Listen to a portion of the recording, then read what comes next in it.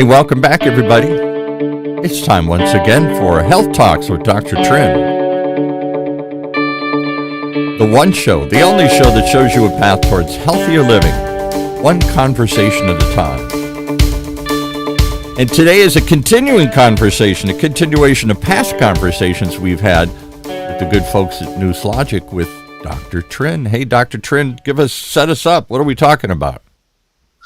Good morning. Good to see you guys. We have back and Huang Yu, founder of NousLogic, and he's been here multiple times before as our guest here on IT and IT entrepreneurship, and he has some great updates for us in the world of not just remote patient monitoring, but in-office processes that happens in the medical office that with his technology he has streamlined to I believe be more effective and perhaps the future of how in-office flow should work. So welcome, Huang. Hello, everybody. I'm very excited to be here, I think, for the third time to give an update on our smart health and wellness platform 3.0. So again, thanks, Paul, and thanks, Dr. TRINH, for this opportunity. Quickly, I'd like to review the first two talks. They were about, the first one was about 2 years ago about the RPM, remote patient monitoring, that allows doctors to monitor the patients in between visits for vitals such as blood pressure, glucose, whether they have diabetic or have hypertension. Okay, that's the first one in which we monitor this like blood pressure and SpO2 and glucometer via our smart hub. Okay, that was about 2 years ago, and that program is reimbursable by Medicare starting 2019. And then last year we introduced our second version, in which we added more features, basically telehealth with RPM. Telehealth is a live video and audio with the patients, and at the same time, we stream those RPM vitals data together, and we call that triple play. And together with that, we also have continuous monitoring with like ECG wearable, and this is what it looks like. And it has fall detection as well. So that's our second update last year. Now I'm very excited to be here to update you on our 3.0 version of our platform. It has many more services. And the neatest thing is that it's not just for home use. Well, by the way, before I talk about other applications elsewhere besides the home, RPM is for preventive medicine. After COVID, there's a new emerging trend that is called hospital at home, to allow patients to be discharged early and recover at home. So for those type of patients, we need more close monitoring, such as fall detection and continuous monitoring via wearables, like for ECG or for continuous glucose monitoring. Okay, so that's, besides RPM, it has the new emerging trend is hospital at home. Okay, so now with our 3.0 update, besides those two markets, because if you think about it, RPM is we monitor all those vitals at home. Okay, now if we change the firmware, and we can also monitor all those in the waiting room of hospitals or medical clinics, allowing the whole process to be fully automated. And also it has AI-based features. So no longer the nurse has to have to take each patient one by one and take their vital signs like weight and blood pressure and SpO2 and temperature, which can be error prone because they have to jot down the numbers and enter into the EHR. All that process is now fully automated, seamless, integrated with the EHR, and it's paperless and error free. So we're excited to talk about that. Yes, Paul? So how does that work? Walk us through the step. Patient walks through the clinic door, and then what happens? And okay, They register at the with the receptionist just by telling their name and the order in which they arrive, and via a simple click, the MA or the nurse just assign that card number with the patient name. Okay, and this is an NFC or QR code. Okay, so from that time on, this card is linked to that patient's account. And now, Paul, can you put on the display the photo of the smart hub? Yeah, well, let me white box, and I'm going to show it. I'm going to turn my camera off here to make more space for the slide, and then let me see if I've got the right slide up here. After the nurse linked that card to the patient's account, okay, then in the waiting room, we can put 3 or 4 of these kiosks. They are self-check-in kiosks, just like at Costco or Home Depot. If you purchase less than 6 items, for example, you can self-checkout. This is self-check-in. The patients in those 3 kiosk line, they can just swipe the card onto here, and then after Paul show this, it will be clear. Okay, so there's it's like a blue. It's I think it's, well, let's see. It's up. It's next to you, and it's like 3 buttons, and then there's a blue box or something there. It says patient 1. You want me to share it? Unfortunately, I use No, I have it up. I have it up next to you already here. So I'm just describing it for everybody. It looks like it says vital auto check. Patient 1. But how come I don't see it, Paul? I think it's just being streamed out, so you can't see it. It's not on Zoom. I didn't put it on Zoom. I just put it on our feed. Okay. So as long as our audience can see it, that's fine. Yeah. Okay. So Dr. TRINH, you can see it, right? Actually, nobody can see it except if you're watching it on YouTube or Facebook. If you go on Facebook, you can see it. Very good. Okay. So after you swipe that smart card onto the kiosk, then the kiosk will prompt you to take those measurements. Like there are 5 vitals: temperature, weight, blood pressure, glucose, and SpO2. And in addition, the patient can have continuous ECG monitoring as well via a wearable sensor. So as opposed to previously, you have the nurse has to lay down the patients on the table and connect like 5 to 12 wires. Now it's 1 wire and it's via wearable. Not one lead and completely wireless. I'm not claiming that this is as accurate as 5 to 12 leads, okay? But it can serve as a basic screening for So again, what I'm confused with is, all right, so I walk up, I get this card that's attached to my account now here. They scan the card, and what do they put? Is it a wearable that they put on, or do I have it already on? Do they put it on, or do I already those 5 vitals that are shown on the screen, right? Like SpO2 and SpO2, it's still this, but it's so simple. Patient just insert their finger onto the SpO2, or just press the button on their blood pressure, or step on the weight scale. All of that will be wirelessly captured via our kiosk and appear instantaneously to the electronic medical record. Okay. So paperless, error-free, and no human in the process. So does the patient just walk in and get this card, or do they already have the card and they just walk over to the kiosk and do it? Good question. If it's just a regular patient, then they can have this permanent card with them. But if it's a new patient, we can assign a new card for them. Right. All this will be demoed at our presentation, a showcase on June the 11th. We will talk about that later. All right. And next question. So somebody wanted to know, all right, so when I walk in, if I already have my card assigned to me, then I walk, there's a kiosk like in the lobby or in a just behind the lobby where they have the weight machine, where they have the scale and all these devices.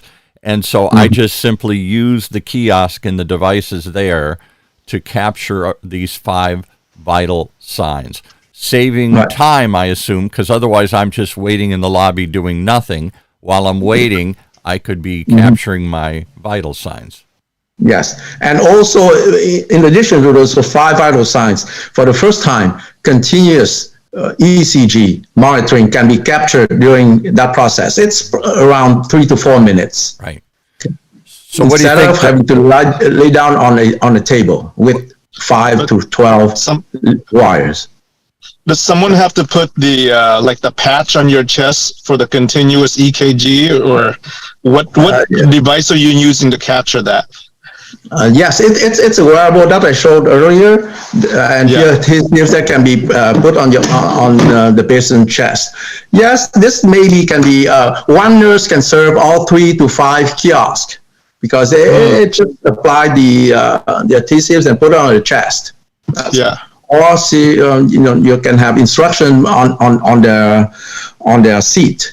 Okay. You know what this reminds me of is when I go to, let's say, Home Depot, and I walk, or the grocery store, there are now these self-service checkout aisles, and I scan my item and I bag it, and there's one person who oversees at Target or at Home Depot the 6 or so kiosks that they're doing. So if there's a problem and I look frustrated, I look over and that person walks over and helps me or resets something. But you've now got one person checking out or checking in this case, 6 different patients rather than one at a time, stand in line, and I'll do it manually. Yeah, exactly. Self-service vital signs. Yeah, self-service, and it's paperless, and it's electronic data exchange. It's seamlessly uploaded to the patient's medical record without any human intervention here. Yes. Have you successfully integrated with any electronic medical record currently where this is live?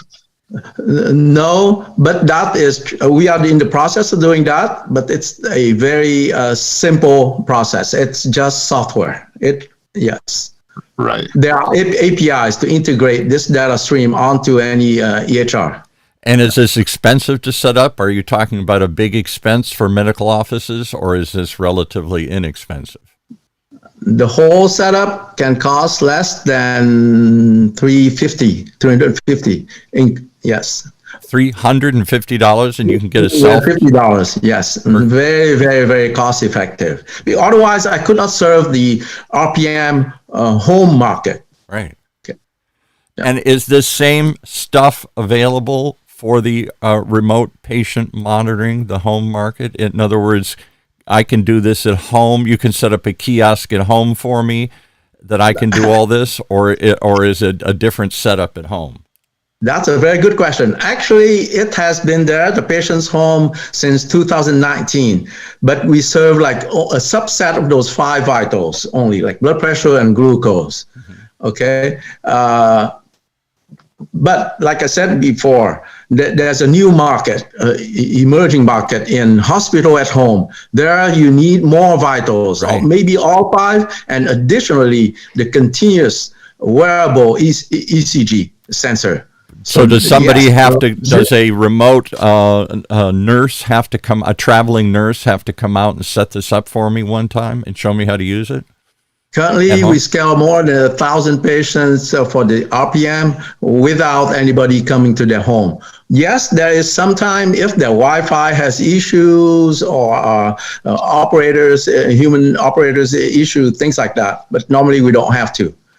And that is a good lead-in to why I'm very excited on this call, because in addition to all these new markets, but there are new wireless infrastructure that is free from Amazon. That was just launched 1.5 to 2 months ago.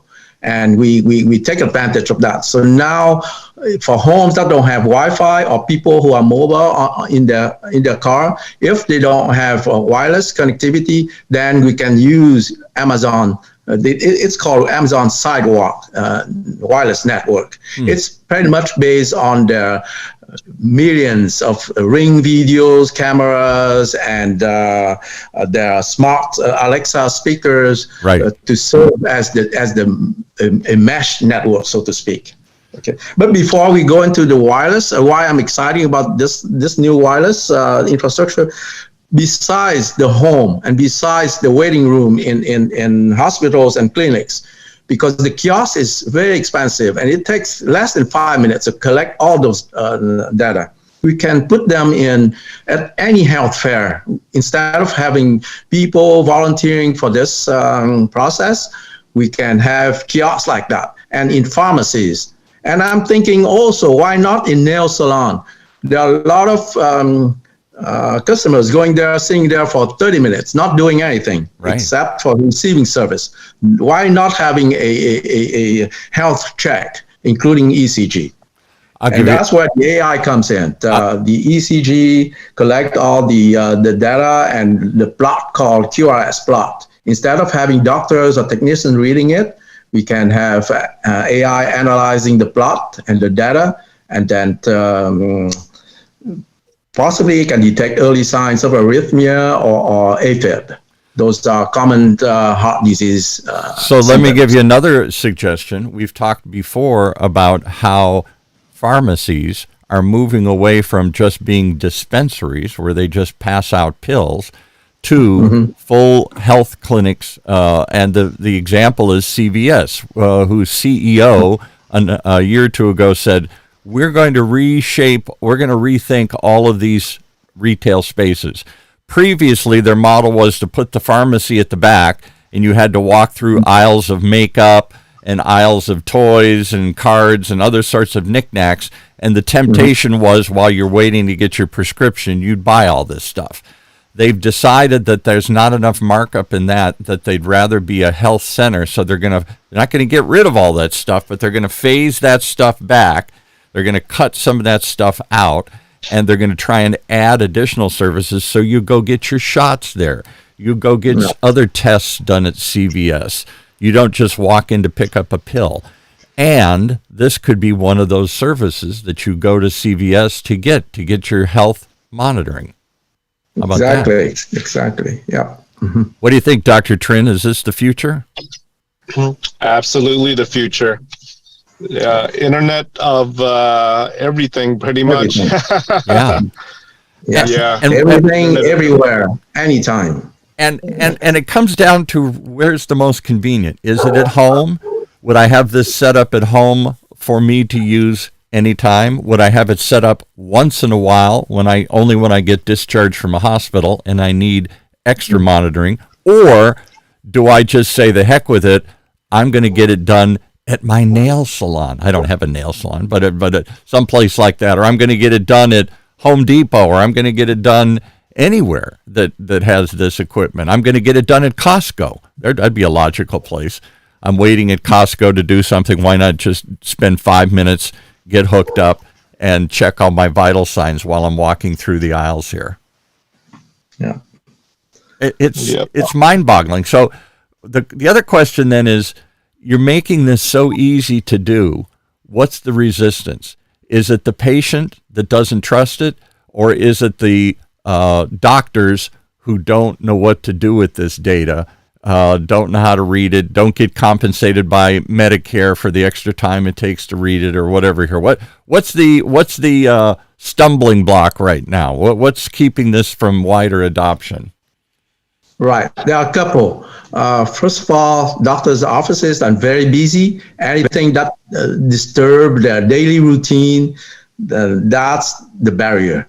And also because we have not integrated with any of their existing EHR, that's another roadblock. However, it's the era of paperless and everything is integrated. And that's, like I said earlier, it's very simple. If they provide the API, which means application supporting interface, we can easily integrate all this data stream onto their EHR software. Okay. Another one is for clinics that have elderly patients. They might not be able to put in the blood pressure cuff.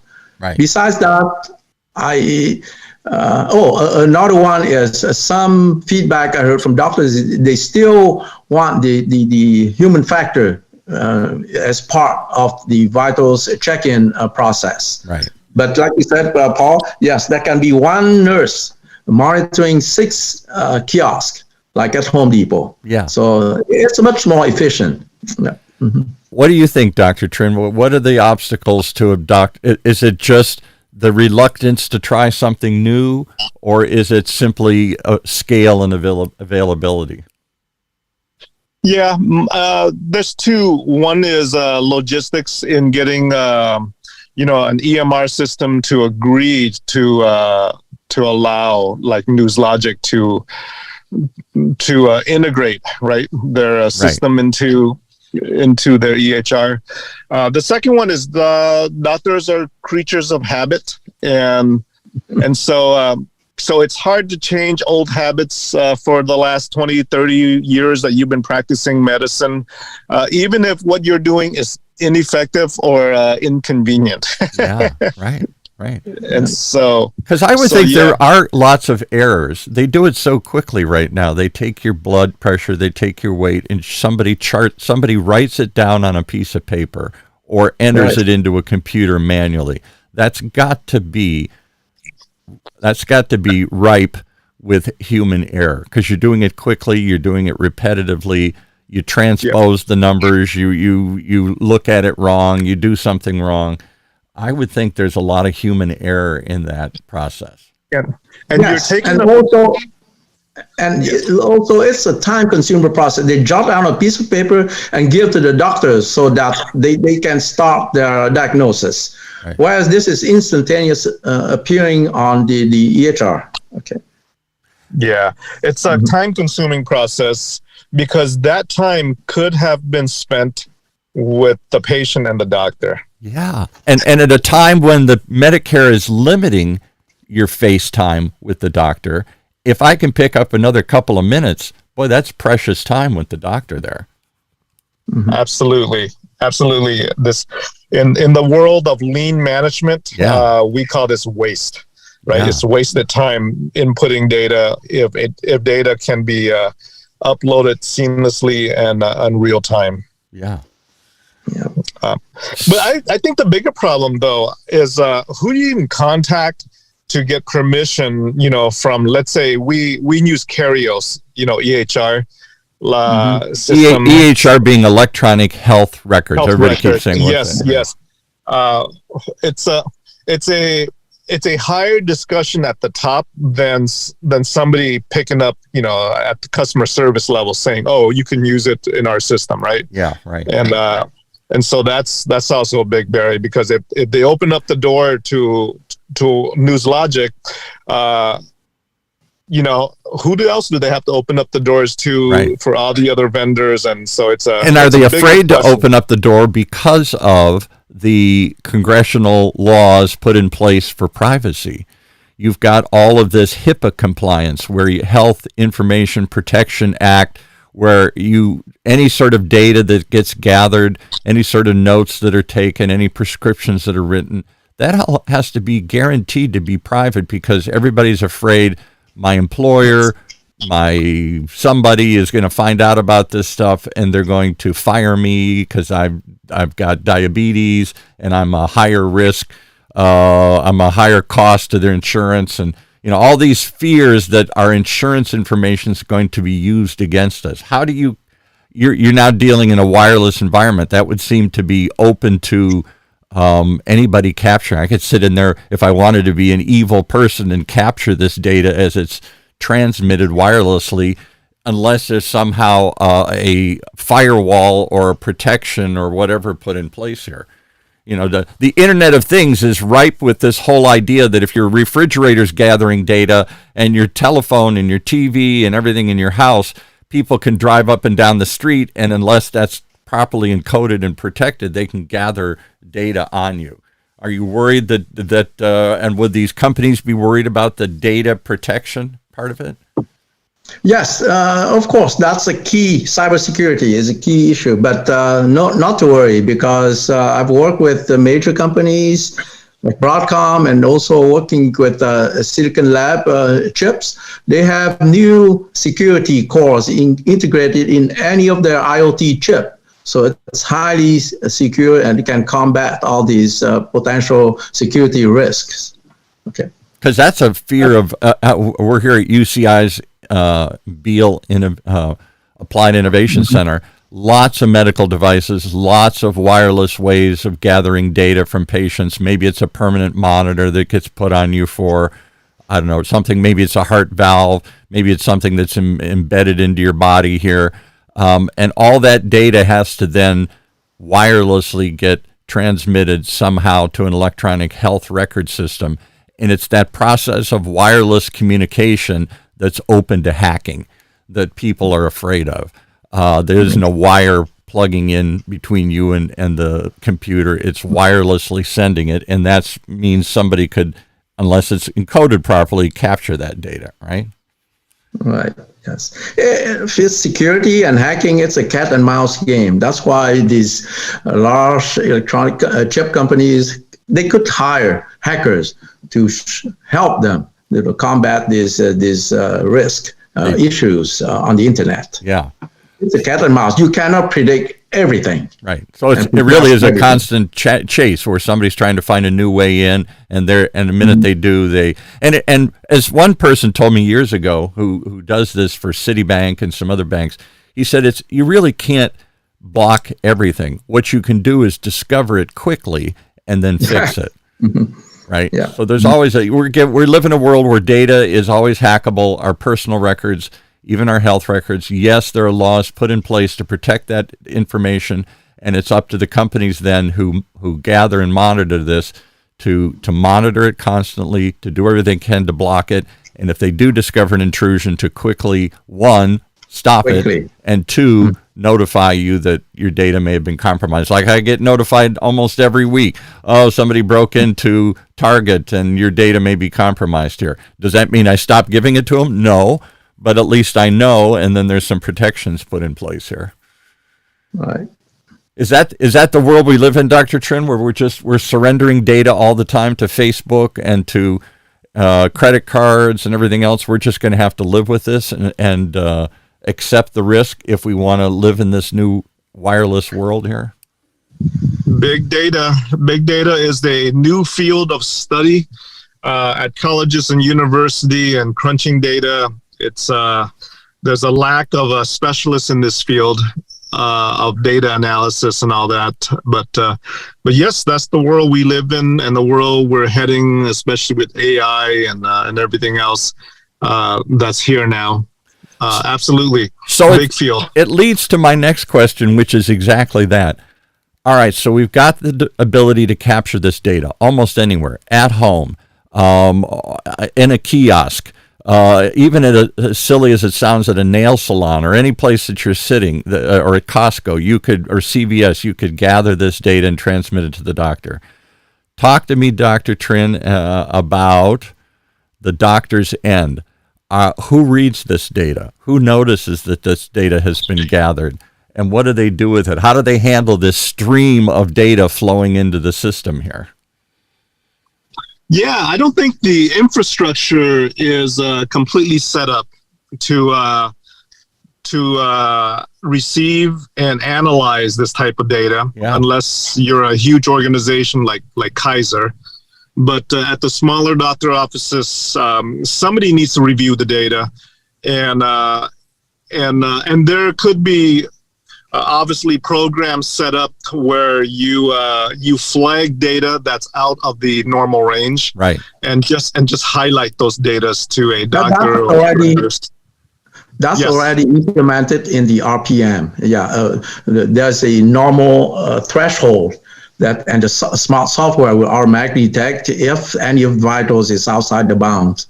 But Dr. Trin, you said that there will need more infrastructure or new processes to look at this data.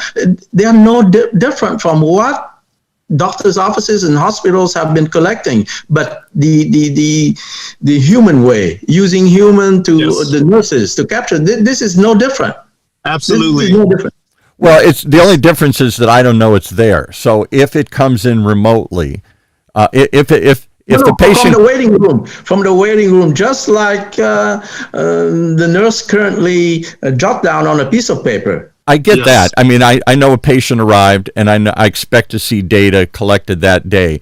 But if the data comes in on Tuesday, next Tuesday, or comes in a month from now, how would I know the data has arrived? Somebody has to be flagged. Somebody has to be notified, hey, at the nail salon, somebody entered their data, or at home, they entered their data this morning. I don't know the data is arriving, so somebody's got to be monitoring this and checking to see if new data has arrived or if there's new notifications of things. Otherwise, they're just... Nail salon is another application. What I'm talking about here is just in the medical clinic. Right. Currently, all those vitals check have to be done by the nurses. Right. Now I'm just automating that. Yeah. That seems simple. That seems simple enough. Exactly the same stream of data that appear on their computer. There's no change there. But the neat thing is now, instead of having 5 to 12 ECG leads, we can quickly screen some patients with the wearable. And how accurate is it compared to, you've got fewer wires monitoring this? So is it less reliable? Likewise, I did not claim that one lead is as accurate as 5 leads, but there are a lot of wearable sensors nowadays that are one lead, and we are submitting to FDA. Okay. Right. So yes, it serves as a basic screen for, I believe, 70% of the patients. If somebody had asked me years ago, would you check yourself out at the shopping counter, I would have said, heck no. I don't want to get rid of cashiers. I want somebody doing it. If somebody had told me years ago, you're going to go to an ATM machine and make deposits and get cash, I'd say, heck no. I want to go in and see the person there. And yet, because it's quick, because it's easy, we all accept it now. Hardly anybody walks into the bank anymore. The banks are closing up and getting smaller footprints because they don't need as many people. Hardly anybody goes and stands in the long line at the grocery store when you can go and check out yourself. Once you've done it a couple times, you say, why did I want to do it the other way? Why would I do it any other way? So I think it's a question of just getting people over that fear of the unknown to try something different and to realize it's quick, it's easy, it's accurate, and maybe it allows you to do it faster in the doctor's office. Maybe it allows you to do it anywhere. That's the next step. And I think it's really just a hesitancy on people's part to change something and to try something. But once they realize how easy it is and how fast it is, it just seems like the trend is they're already there. We all want something fast and easy everywhere, and we want to save human labor wherever possible. It's just better care. It's absolutely better care if, for example, you come to my office, you have high blood pressure as a diagnosis. Right. I check your blood pressure and it's borderline high. I make an adjustment on your medication and tell you to come back and see me in 6 months. What is going on in that 6 months with your blood pressure? Absolutely. I have no clue. Absolutely. Right? And I'm telling you, this solves that problem. And I'll tell you, with technology. And I'll go one step further. Not just me, but my loved ones. I went through this with my aunt, my mom, my dad, as I've said so many times. They're remote. They're 2 hours away. They're old. They're living by themselves. Are they taking their pills? What is their blood pressure today? Did they take their blood pressure? Does anybody watching it? All these things that you fear for that senior population living at home, living older and older, more and more on their own. It just makes so much more sense to monitor this stuff when you can still do something and intervene rather than, for 6 months your blood pressure's been off the chart. Now what am I supposed to do? It's too late. So yes, RPM is supposed to be preventive medicine. Yes. Yeah. That's so again, it's just a question of integrating it into the health records, integrating it into your routines at work, and finding a way to the infrastructure to just recognize you got more data coming in, you better check it somehow. What about Medicare? Does Medicare embrace this, or is this just another cost that they're trying to eliminate here? Or is this America how they just pays for the at-home service for RPM. The kiosk thing is just one of our new patent pending applications. Right. It's just a tweak of in the software that allows us to monitor at the patient in the patient room instead. And for people who doubt this is the future, I would like to share this very interesting point. And as Dr. TRINH mentioned earlier, it takes like Kaiser, big companies, to take the lead on this. Right. Last year, I was selected in the LG program for startups in connected health or digital health. Right. And this year, they select another company in this particular application. They have kiosks, but they will build this kiosk with the LG screen. Right. As you all know, LG has very high resolution screen. So they build it onto LG screen. A kiosk that for self-vital measurement during check-in. So it's getting there, and with LG taking a lead, I think this will be the way of the future. We're talking about AI, automation, all that. I believe this is the lowest hanging fruit application of automation, paperless. So you're saying you're not the only one doing this, therefore everybody sees the opportunity. There's going to be other companies like yours scrambling to fill this space, not just you. But our key advantage, I believe, is that that's why we apply for patents, is extremely low cost, and the vitals also include the continuous monitoring. Right. Instead of having to lay down the patients on a table with 5 to 12 leads. Okay. This can serve as some basic screening for 80% of people with heart diseases. For those with serious one, of course, 5 to 12 leads would be much more accurate. Okay. So you've got you're turning the doctor's experience into a quicker, more accurate read, and you're creating a workflow, once they get used to it, where one nurse can monitor lots of patients, inputting data, rather than one person, one at a time, writing down every number and then typing it into a computer somewhere. That just seems like when you say it that way, it just seems like an old-fashioned, outdated mode of gathering data, right? Really does. Yeah, it is. Absolutely.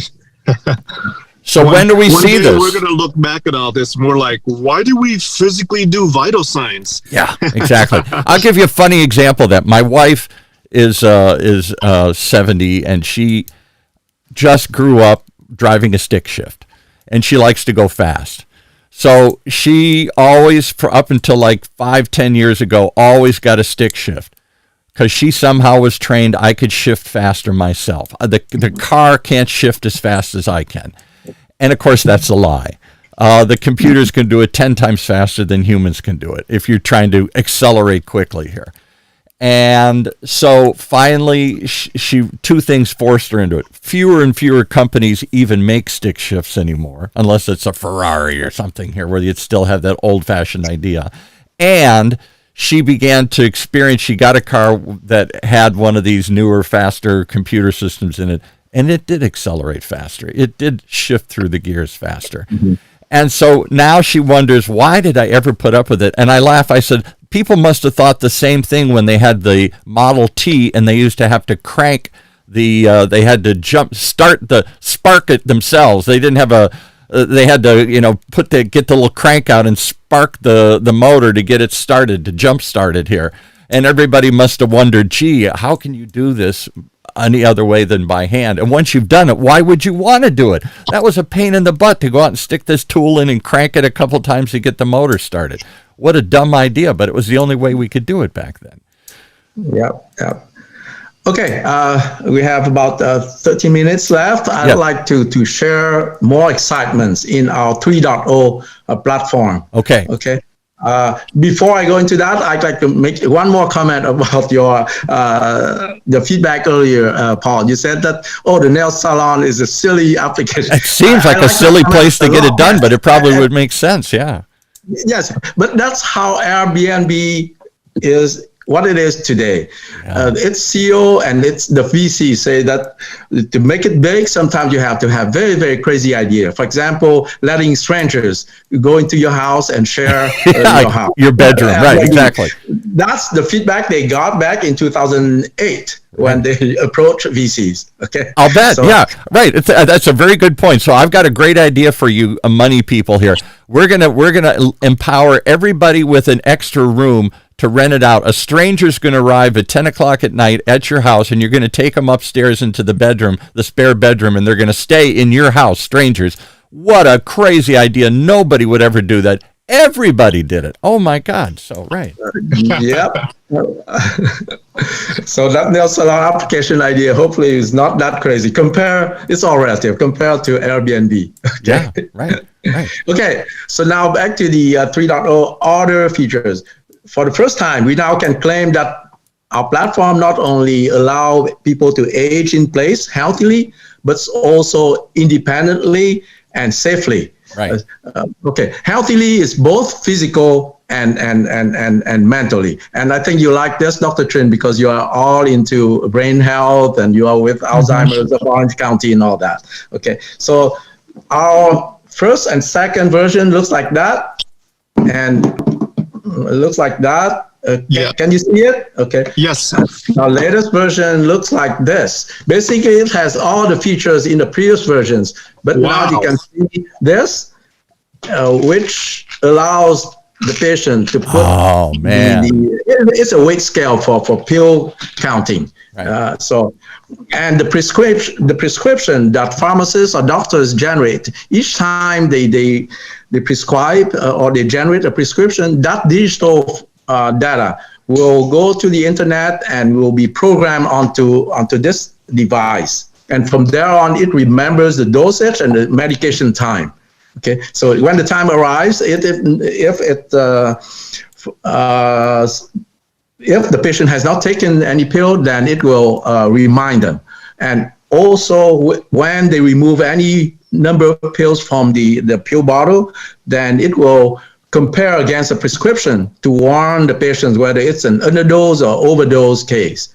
So this, for the first time now, the doctors, when they receive a notification that a patient has high blood pressure or high glucose level, they can correlate. The software will correlate and tell them whether they are medication compliant or not. So it's cause and effect. They will learn, they can pinpoint the root cause. And the neat thing is pharmaceutical that runs trial for their new drug. They can use this to monitor at the patient's home cause and effect to see whether their drug program has high efficacy or not. Things like that. I gotta jump in here because that is game changing. That is huge. And I'll tell you from my own personal experience, again, I'm an only child. I was tasked with, helping my mom and then my dad and then my mom's sister who didn't have any children. All three of them, I went through aging in place and eventually passing away. And in the last few years, they became like little kids. Did you take your pill, Mom? Maybe.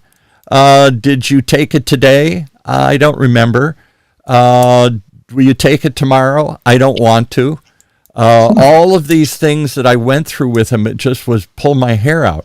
And they would lie to me. They would tell me they had when they hadn't. They'd throw the pills away. They'd do all sorts of crap. Or they'd take too many pills. They forgot, so they'd take 3 pills instead of 1 pill. It was a nightmare. And how are they supposed to monitor a health condition like high blood pressure if I don't know and they don't remember whether they took the pill or not? That is a huge problem. Yeah. And I'll go one step further. My wife, who's 70, I'll call her out, sorry. Don't tell her I told everybody this, but she hates taking her blood pressure medication. She's not sure she believes it. She's not sure she likes it. So she sometimes takes half a pill or no pill today. I don't know what makes her the expert, but it's a gut feeling. I don't know. I know I should, but I don't like it. I'm not sure I believe it. I'm not sure it doesn't have side effects or something. So she takes it when she feels like it. And if the doctor knew that, he would pull his hair out because he'd say, why isn't your blood pressure coming down? I give you the pills, because he'd realize by looking at the simple chart that she takes it every other day instead of every day. or whatever, or takes half a pill, or forgot to take a pill. Talk about that, Dr. Trin. You prescribe medicine with the best of intentions, and then the patient doesn't take it because they don't know if they believe it, or they just get lazy, or they forget, or maybe they take too many. That's a lot of problems with that. Very, very common.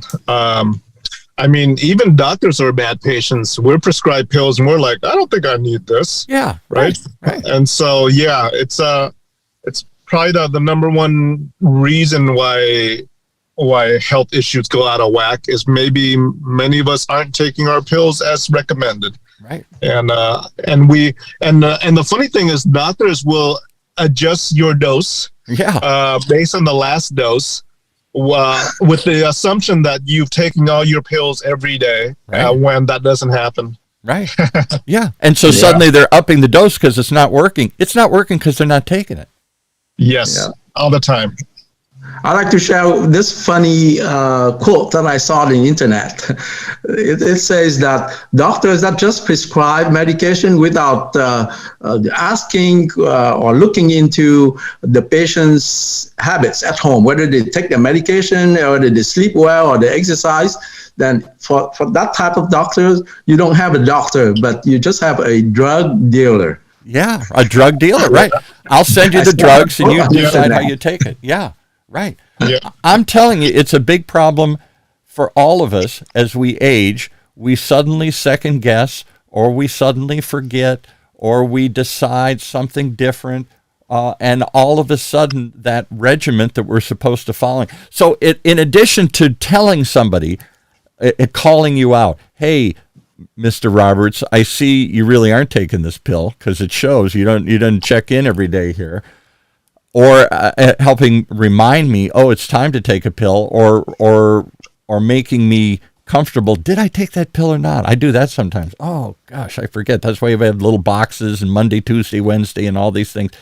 In addition to all that, it holds me accountable, because if I know Big Brother is watching, if I know my son or my doctor is checking in on me, maybe, just maybe, I will be held accountable to, and I'll take the pill on a regular basis. That's something that simple might change everybody's habits. Yeah, it isn't just a reminder. It's an account, like Dr. Trim was saying on health. There's two things that you got to do to get healthy: to eat healthy, to exercise more. One is you got to commit to doing it, and then you got to have somebody to hold you accountable. Because otherwise, you say, I'm just not going to do it today. I'm going to eat that bad food. I'm not going to exercise today. Okay. Absolutely. Hey, Paul, could you put up that last photo, the photo of the flyer? I've had it up. I've had it up the whole time, and everybody's asking me, what is this flyer? Because it actually looks like it's in Vietnam. You switched from that kiosk picture to that flyer? Yeah, they're both up. Oh, okay. Oh, I see. They are side by side. I can't see it. Right. Okay. In closing, all the features or services that I mentioned earlier will be demoed at this presentation by a cardiologist that I partner with the coming Sunday, June 11th to 10 to 12. The address is in that flyer. And last but not least, additional features that our 3.0 platform support is, like I mentioned, not only healthily, mentally, and physically healthily, but also independently and safely. So along with this version 3.0 of our hub, our smart hub, we have radar sensor via wire. You can put this next to the bed, your bed or bathroom or wherever you want to detect the presence. It's not that type of sensor called PIR, passive infrared device. Okay, right. This one, it monitors the motion or the movement from your heartbeat. So unless you pass out or you're dead, then it will tell you that you are not in your bed. So it's very sensitive. It's a high resolution and sensitive type of radar sensor to detect whether the patient is in the bed or outside the bed. Why is this needed? For example, if dementia patient or elderly patients step out of the bed in the middle of the night going to the toilet, and if they don't return within 10 minutes, they might fall in the toilet. Then such detection will allow us to notify the caregivers. Wow. So that's one of the features for our safety. I'll go another example that my aunt wouldn't get out of bed for days. And she'd go to the bathroom and she'd go right back to bed. And I'd say, and how can you be healthy laying in bed all the time? You can't. You got to get up and exercise and move around. And I'd say, did you get out of bed this morning? Oh, yeah, I did. No, she didn't. I knew when I'd stop in and see her, she was in bed. I'd surprise her. So not just knowing that they didn't return to the bed, but knowing whether they left the bed. Yep. Wow. What about, I heard something about mental health also, and Juan. Okay, so mental health, we have all sorts of reminders, and reminders check. So we collect data, for example, via our dashboard or our app, we can set certain tasks for schedule for tasks, for daily tasks of the patients, and we score them. If they don't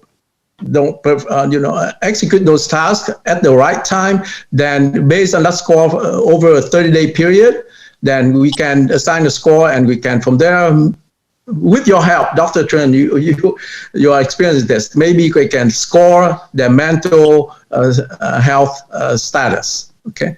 And what you need to do is make it fun. So you need to gamify it, as Dr. Trin says, and so many others. You need to make it a fun game. If I told my aunt she has to check in and do a checklist, a mental checklist, she'd fight me like a little kid. I'm not going to do it. But if you make it fun and she wants to do it and she wins points or prizes or something, she'd do it all day long. Yeah. The last is our safety device. I mentioned all this because these will be used as gifts at our upcoming presentation on June 11th. In case of fall or emergency, they can press on this and remote caregivers can receive this notification. Why is this significant? Unlike the existing solution, which use Verizon SIM or AT&T SIM, which can cost upward of $20 a month. Right. This works on Amazon Sidewalk, which is free. So it's very game changing. Well, that's huge because I did pay for a remote, one of those, I forget what you call it, but there's 2 or 3 companies, a fall alert or something, or they all have some alert name in it. And it was a device she wore around her neck, and it did cost $25 or $50 a month for this service to just monitor them in the one chance they might fall. Yeah. Wait, are you saying that they can use that device and there's no weekly or monthly subscription? No monthly fee. That's game changer. That's game changer because there's tons of those help I've fallen and I can't get up kind of systems, and most of them are $25 to $50 a month. I worked on this wireless technology for about 2 years and was so excited a month and a half ago when Amazon Sidewalk announced they opened it to the public. Okay.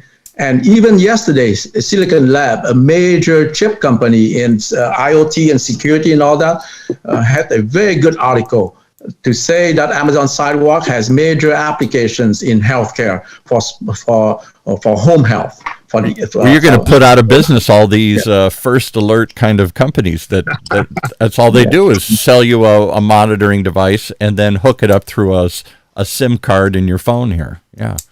Right. Wow. Okay. A lot of stuff here. Take us out. How do we find out more about this event? How do we find out more about your stuff? Is there a website? Yes, newsrpm.com. But on that flyer, if for people who live in Orange County, just come to our show and listen to the cardiologist, Dan Lee. We are in partnership with them. Then we have gifts for you. And give us, because it's hard to see on the flyer here, it's Memorial Care Orange Coast Medical Center, and it's June 11th. I'm trying to send it to some site here. Is there a place on Memorial Care or a place on your website that talks about this? How about I will attach all information in the link of this Zoom call. There you go. And if Dr. Trin, if you can put that link into your notes here, then everybody can find it. It's hard to read off this little flyer here. Yeah. So there's so much to talk about. Let's do a part 2. Okay. Let's do a part 2 discussion. Let me look at the schedule and see if I can move things around. Maybe we discuss this next Thursday. Because There's so much to talk about. It does here, seem like we're especially- jamming it all in here at the end here. You're giving us all these mind-blowing things, monitoring for falls, measuring pills, and you just casually throw this all out like, and it's, oh yeah, and we're going to do this, and we're going to cure cancer, and we're going to go to the moon, and we're going to do a million other things here. And Maybe you do it next week. Maybe we can invite the cardiologist, Dr. Danley, as well, because 3 days after that, next week's Thursdays will be his talk on the heart disease. Yeah, there you go. Let's do it. Let's maybe let's plan on next Thursday, 8 a.m. again. Let's continue this chat. Okay. Thank you, Paul. Look forward to it. Dr. Trin. Take us out, Dr. Trin. All right, amazing new updates from Huang and NousLogic, and more next Thursday. We have so much more to talk about. Thanks, guys. Take care. Thank you. Well, there you have it. Much more to talk about on this week and next week's edition of Health Talks with Dr. Trin. Streaming live from our studios here at the University of California, Irvine's Beale Applied Innovation Center.